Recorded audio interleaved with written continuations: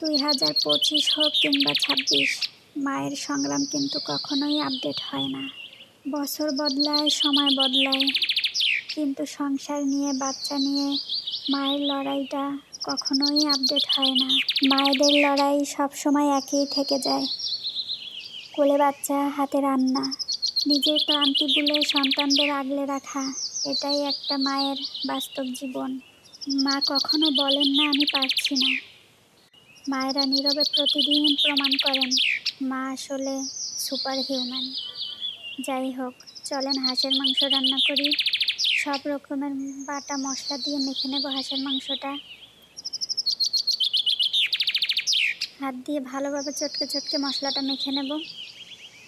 আজকে আমি হাঁসের মাংস বাটা মশলায় রান্না করে নিচ্ছি।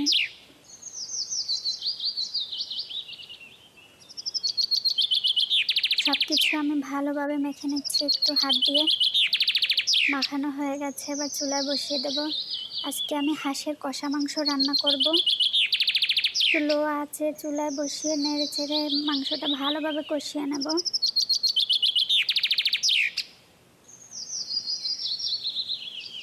একটা ঢাকনা দিয়ে দেব যাতে তাড়াতাড়ি সেদ্ধ হয়ে যায়।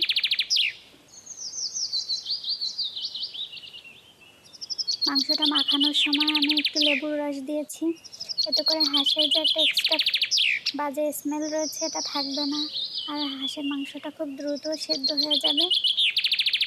আমি একটু পরপর ঢাকনাটা তুলে নেড়ে দিচ্ছি। কষাতে কষাতেই মাংসটা আমি সেদ্ধ করে নেব। শীতে আসলে হাঁসের মাংসের স্বাদ একটু বেশিই হয়।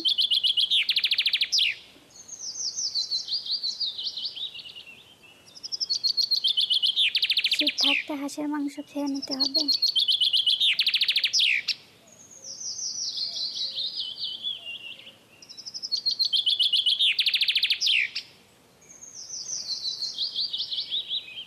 হাঁসের মাংস যতটা বেশি সময় নিয়ে রান্না করা যাবে ততই মজা।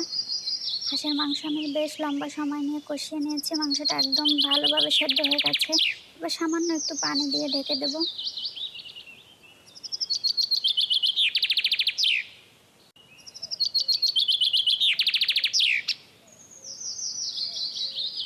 আজকে হাঁসের মাংসটা একটু মাখা মাখা রান্না হবে, আমি ঝোল রাখবো না।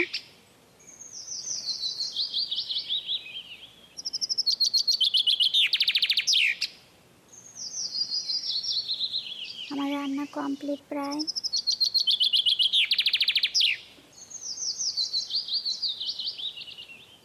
মশলাটা একদম গায়ে গায়ে চলে এসেছে।